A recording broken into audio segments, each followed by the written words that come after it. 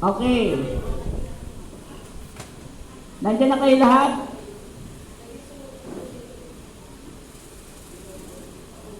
Okay. May babasahin ako sa inyo, sabi sa Joel, chapter 2, verse 28 hanggang 30. And afterward, I will pour out my spirit on all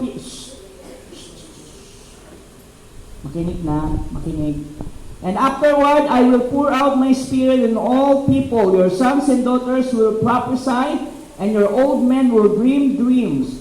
Your young men will see visions, even on my servants, both men and women. I will pour out my spirit in those days. I will show wonders in the heavens and on the earth, blood and fire and billows of smoke. Pray tayo. Lord, salamat po sa pagkakataon na ito, sa pagpapala mo. Thank you because you are moving in our behalf.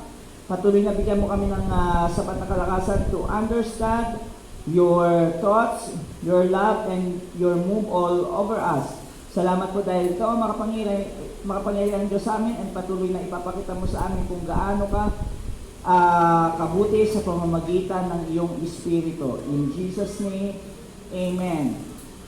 Group A, Group B, Group C. Group A, ano yung mga bagay na pagkilos ng banal na Espiritu kay Jesus during that time na nasa ministry siya? Group B, ano yung pagkilos ng Holy Spirit during that time sa mga mananampalataya o sa mga Kristiyano nung panahon na umalis na si Jesus at naiwan na sila during the book of Acts? And Group C, ano kaya ang ginagawa ni Holy Spirit during that time sa area ng baptism? So, tatlo yun. Tatlo lang ang points natin. The Holy Spirit in Jesus' ministry, sa inyo. Pangalawa, the Holy Spirit in believers. Ano yung ginagawa ni Jesus ng Holy Spirit sa mga believers during that times? And baptism in the Holy Spirit. Ano yun? Anong ibig sabihin nun? So, una, babasahin ko, sabi dito sa Matthew 3, verse 16 to 7, as soon as Jesus was baptized, si Jesus ba agad-agad nag-ministry? Amen. Agad-agad nag-ministry? So, i-discuss nito at tapos magtatanong ko mamaya. Si Jesus ba nag-ministry agad-agad? Ilan taon siya nag-ministry? At bago siya mag-ministry, ano munang ginawa niya? As soon as Jesus was baptized, He went up out of the water, and at the moment, heaven was opened, and He saw the Spirit of God descending like a dove, and alighting on Him. Alighting, hindi lightning alighting. May liwanag on Him, and a voice from heaven said, "This is my Son, whom I love. With Him I will please." So ano nangyari doon? Pag-usapan niyo doon sa grupo. Ano yung ginagawa ng Holy Spirit during that time kay Jesus? At anong nangyari doon sa ministry niya? Bago siya mag-ministry, di ba naranasan niya yung Holy Spirit? Ano nangyari during those times? Kayo naman, ano yung tanong ko sa inyo? Anong ginawa ng Holy Spirit during that time kasama ng mga Christians? Sa Book of Acts, di ba, umalis na si Jesus. Napuspos sila ng banal na Espiritu. Pagkatapos ng mga nangyari, and kayo, ano ang baptism ng Holy Spirit? Anong ginagawa ng Holy Spirit sa atin? Especially doon sa time ng baptism. Sige, pag-usapan nyo, ha?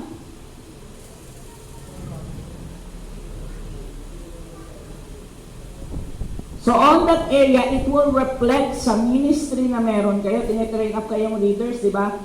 Imagine if the same thing happened to the believers and to Jesus on those moments ng ministry niyo. O sige, okay na kayo?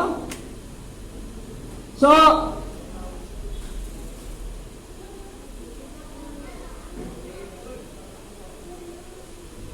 two minutes.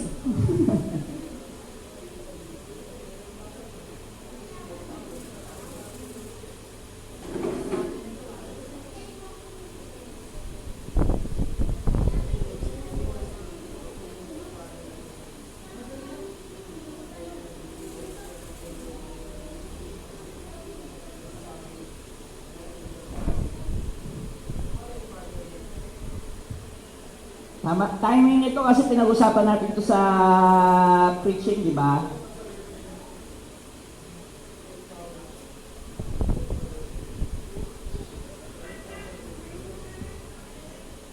O sige, punta tayo sa number 1. The Holy Spirit in Jesus' ministry. How can you describe Holy Spirit during that time, sa time ni Jesus? Sa ministry niya, or bago mag-ministry, ano nangyari? During ministry, ano yun nga, na-empower si Jesus, na-empower yung time na yun. Kasi nga, bakit na-empower? Kasi nga maraming nakakilala sa Panginoon. Tapos marami, kahit na despite ng mga challenges, despite ng ano yung persecution, pero napagtagumpayan eh. Kasi nga na-empower. Sabi dito sa may Luke 11, but if I drive out demons by the finger of God, then the kingdom of God has come upon you. Tapos sabi sa Matthew 12, verse 28, but if it is by the Spirit of God that I drive out demons, then the kingdom of God, diba, pareho, ano lang yun, similar lang but different verse. Then the kingdom of God has come upon you. Paano mo masasabi niya na si Jesus ay nag-ooperate sa Holy Spirit during His ministry? Paano siya nakikipag-work sa Holy Spirit sa kanyang ministry? Nag-work lang ba siya? Alone kasi God naman siya, di ba? O nakikipag-work siya sa Holy Spirit. So, paano siya nakikipag-work during that time through the Holy Spirit?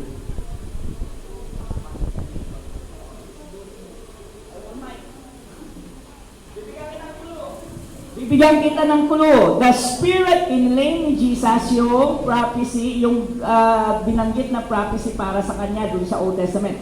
The Spirit of the Lord is on me, because He has anointed me to proclaim good news to the poor. He has sent me to proclaim freedom for the prisoners and recovery of sight for the blind, to set the oppressed free, to proclaim the year of the Lord's favor. Ito ay prophecy ni Isaiah, na kinlay ni Jesus at nagalit yung mga tao sa kanya. Kasi anong kiniklaim niya? So, yun yung clue. Anong ginawa ni Jesus? Kamusta yung pakikipag-work niya sa Holy Spirit during this time? And pagdating sa ministry.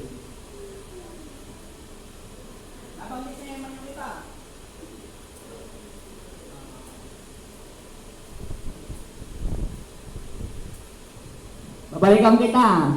Sa believers, ano ang ginawa ng Holy Spirit during the time na wala na si Jesus, napuspos sila naman ng Espiritu? Anong ginawa ng mga apostles ng mga tao during that time? Yun din yung message na nakaraang week. Yung ano namin, yung nangyari yung sa act, yung nag-speak sila sa iba't ibang lingwahe. Kumbaga, nag-work yung Holy Spirit for them na makapagsalita ng iba't ibang lingwahe. And di ba yun yung yun yung nakita silang mga apo na dumako sa kanila. Doon sila nag-start na mag-speak ng iba't ibang lingwahe for them na. So, nung nag-speak sila ng iba't ibang lingwahe para maintindihan ng mga ibang tao galing sa ibang lugar, ano narinig nila? Naintindihan nila yung mga sinasabi kasi yung ibang apostles nag-i-speak na kung ano yung naiintindihan ng Tapos pagkatapos nun, ano nangyari? Nagkaroon ng healing, iba't ibang miracles na nangyari at maraming nadagdag sa mga mananampalataya. Yung sabi naman ni Kuya Eman dito, nag-operate si Jesus kasi sa pamamagitan ng Holy Spirit, kung wala yon, ibig sabihin walang kapangyarihan. At sinabi din ni Jesus na hindi siya pumarito ng saga ng kanya lamang. He always worked in a perfect harmony ng God the Father, Son, and siyempre siya na yung Son, and the Holy Spirit. But that thing, pinakikita doon, when He is being nabaptize siya, nandun na yung Holy Spirit. So, ibig sabihin, nung ginagawa niya yun, hindi niya yung ginagawa na sa sarili niya. The Holy Spirit is moving as well in the behalf of Jesus. Yung healing na nag-partake, yung ginawa niya, nag-move din ang Holy Spirit. At sa inyo, ano sabi niyo kanina? Naintindihan ng mga tao yung mensahe ni Peter at ng mga tao, it is because they are trying to communicate sa language na hindi nila alam yung gospel at maraming nakakilala. So, dalawa yun, di ba? Imagine nyo, i-reflect nyo sa sarili nyo as a leaders. Ano ang partnership na meron kayo na kailangan nyo sa Holy Spirit in the midst of your leadership, in the midst of your ministry? Ano mangyayari kapag naroon ang Holy Spirit? Ano mangyayari pag wala? Ano ang baptism sa Holy Spirit? Kayo dyan sa likod.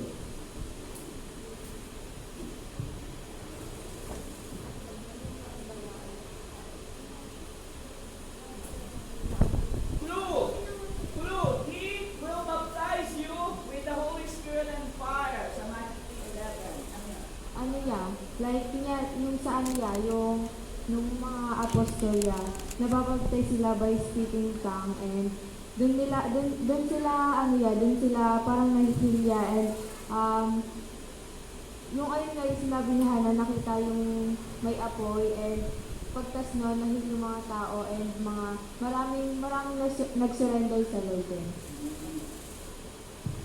Kaya na isa, ano ibig sabihin ng pag yun nga, nung baptism of Holy Spirit, pag nag-move sa isang believer na katulad mo,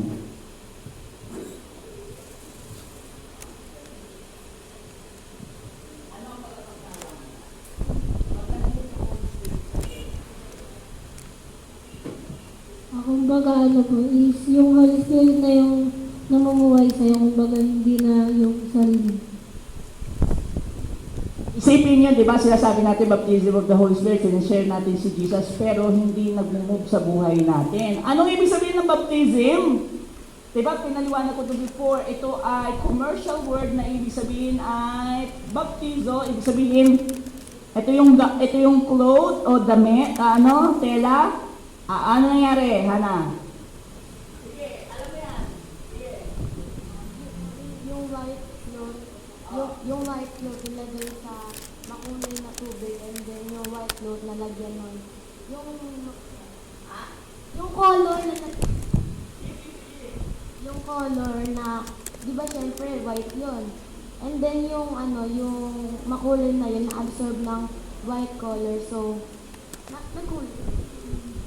Na-immerse, na nag-combine, di ba? Yung literal na sinasabi ni Cesar Castellanos, na-immerse sa ibang lingwahe, na-i-bird, na inibig doon, di ba? Ibig sabihin, natabunan na yung dati mong pagkatao, ang pumapalit na sa iyo, not because you having a different personality, pero yung tumatama ng personality mo, tumatama ng pagkatao mo ay ikaw.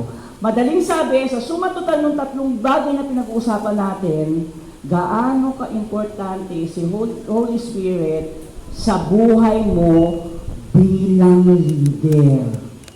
Kung wala si Holy Spirit, tumagal ka ng 1-3 taon na leader o baka nga minsan 20 years na mag-work ka kaya yung leadership mo, yung ginagawa mo sa area na yon. Last activity, di ba, magkakasama na kayo sa grupo, hindi na tayo mag-prepares. Okay na yan kasi konti lang naman kayo.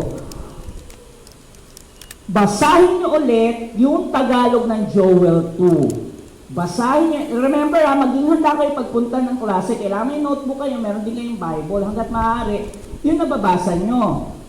So, basahin nyo ulit sa Joel 2. Bibigyan ko lamang kayo ng 5 minutes and in-memorize nyo yung naroroon, especially yung about sa Holy Spirit.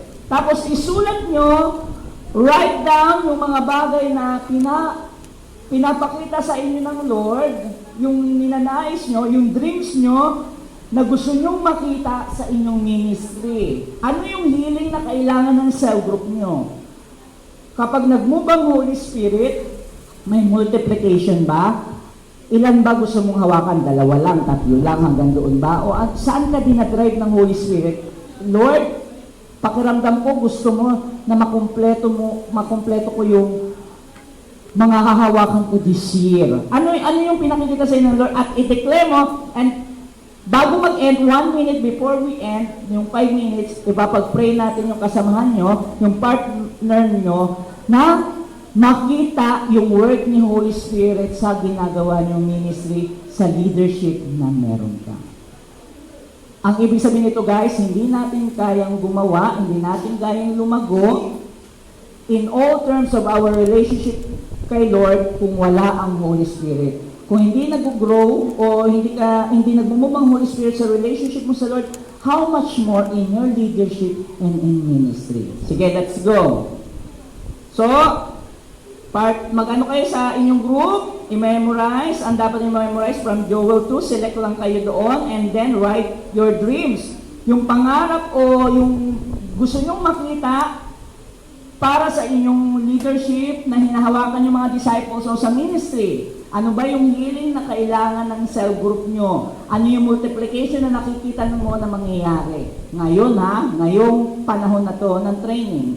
Tapos na po, inaano ko na lang. Gets nyo? Sige. Okay na? Sige, tawagin ko na yung isa.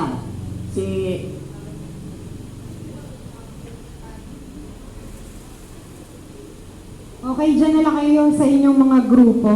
Bibigyan ko kayo ng character at ang gagawin nyo ay i-dramatize nyo yung kanilang supernatural encounter or experience kay Jesus o sa Holy Spirit. Para kila Miel, ang character